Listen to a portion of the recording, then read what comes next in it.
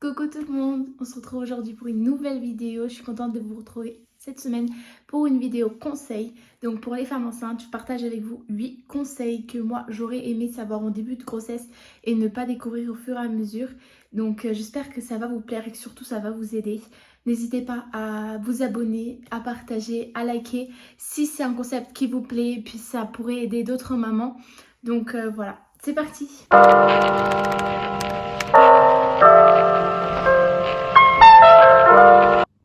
Je pense que le premier conseil que je pourrais vous donner, c'est ayez toujours à manger et à boire dans votre sac. Moi, c'est quelque chose que je n'avais pas forcément et surtout au début de ma grossesse, ça m'a beaucoup posé problème parce que j'ai fait des chutes de tension assez régulièrement. Donc, ce qui m'a valu de finir à l'hôpital assez souvent aux urgences pour voir si tout allait bien. Mais voilà, c'est une chose que je peux vous conseiller, c'est donc ça. Et j'espère que ça va vous servir autant que moi, ça m'a servi tout au long de ma grossesse. Autre chose, achetez votre coussin d'allaitement le plus tôt possible. C'est vrai qu'on peut penser ne pas en avoir besoin, du moins tout de suite, au début de grossesse quand on a un petit ventre. Mais c'est vrai que ça vous permettra de dormir assez confortablement. Et même si ça peut prendre un petit peu de place dans le lit parfois, c'est quelque chose dont je ne m'en passerai jamais. Et que même après la grossesse, je pense que je vais garder. C'est même pas je le pense, c'est je suis sûre. Et voilà, je sais que ça va pouvoir vous aider à améliorer votre sommeil parce que je sais que c'est assez compliqué parfois. Au début de la grossesse, le sommeil, même si on n'a pas encore un gros ventre, etc., on fait beaucoup d'insomnie. Et voilà, c'est important d'être confortable et le coussin d'allaitement, il peut vraiment vous aider. C'est une autre chose que je peux vous conseiller, c'est de faire votre demande de prime de naissance le plus tôt possible. Donc dès que vous avez fait votre déclaration de grossesse auprès de votre assurance maladie, faites votre demande de prime de naissance parce que ça prend énormément de temps à être traité. Et moi, je suis au 9e mois et je l'ai toujours pas reçu parce que je ne l'avais pas fait dès le début de ma grossesse. Et c'est vrai que ça peut toujours aider pour les HFB, etc. Donc un conseil que je peux vous donner, ce serait ça. Je voulais vous parler aussi de l'application WeMoms. Donc l'application WeMoms, c'est une application, c'est en quelque sorte un réseau social de mamans et futures mamans aussi, où on pose notamment nos questions, etc. Puis il y a toujours des mamans bienveillantes pour nous aider et répondre par rapport à leur expérience et à leur connaissance. Donc c'est vrai que ça peut beaucoup aider, surtout quand c'est un premier enfant ou alors qu'on a des doutes, qu'on n'a pas assez de renseignements, qu'Internet ça aide pas beaucoup. C'est vrai que prendre des expériences des autres mamans, ça peut toujours aider et surtout rassurer.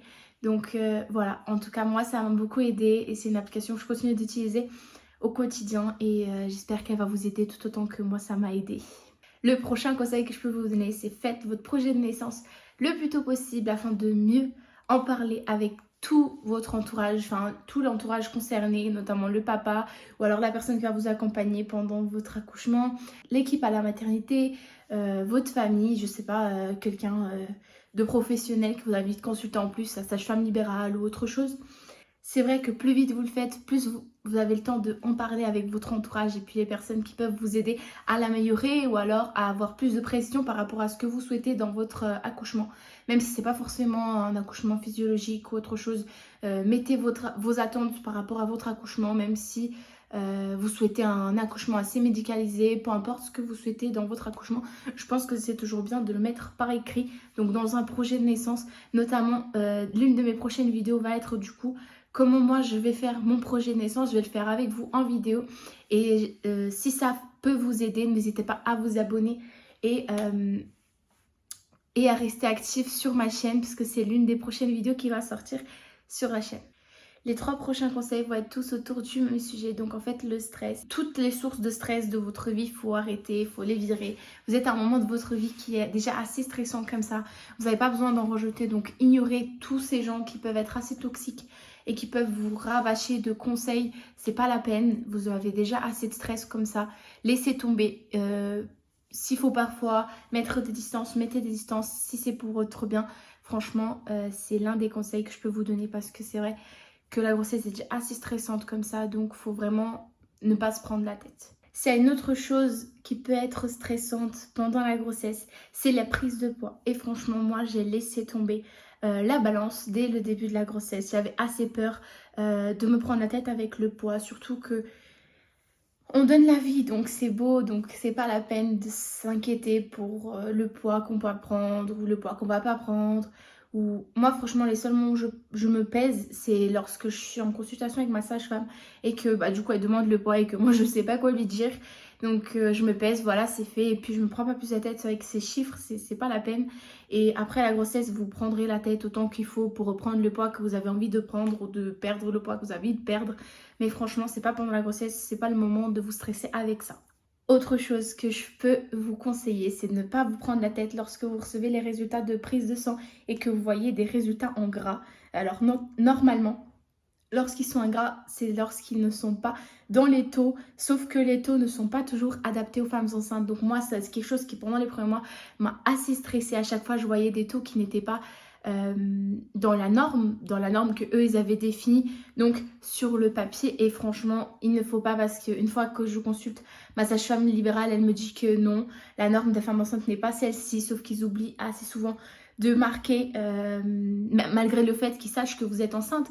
Donc c'est quelque chose que moi me prenait la tête assez souvent, ça me stressait beaucoup et ça n'avait pas raison d'être. Donc moi je vous conseille de laisser tomber, vous regarderez vos résultats avec votre sage-femme et puis ne vous prenez pas la tête tant que ce n'est pas votre sage-femme qui vous dit que oui, cette norme-là n'est pas bonne ou ce taux-là n'est pas bon.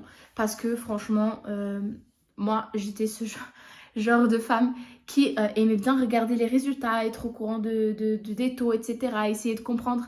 Mais étant donné qu'ils n'étaient pas toujours adaptés aux femmes enceintes, moi ça me stressait énormément. Et c'est surtout lorsque mon rendez-vous avec la sage-femme n'était pas tout de suite après que j'ai reçu les résultats, que ça me stressait encore plus.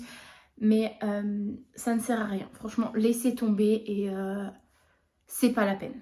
Voilà les 8 conseils que je pourrais vous donner, moi en tout cas, qui m'ont servi pendant ma grossesse, que j'ai découvert ou alors qu'on m'a donné, etc. Et franchement, je pense que ça va vous aider aussi, du moins j'espère. N'hésitez pas à vous donner d'autres conseils que vous auriez pour des futures mamans enceintes ou si vous êtes déjà maman, ou alors des conseils qui vous ont servi et des choses que vous avez appris pendant la grossesse qui serviront aussi à d'autres femmes enceintes en commentaire. Laissez tout ça, moi ça me fait plaisir de voir et peut-être que vous allez m'aider moi aussi. En tout cas, j'espère vous retrouver donc dans une prochaine vidéo. N'hésitez pas à vous abonner et à me suivre sur les réseaux sociaux. Donc je vous laisse ici mon Instagram, c'est là que je suis le plus active, que ce soit en story comme en post. J'essaye d'être un peu plus active en post en ce moment. Donc voilà, en tout cas je vous fais plein de bisous et je vous dis à la semaine prochaine.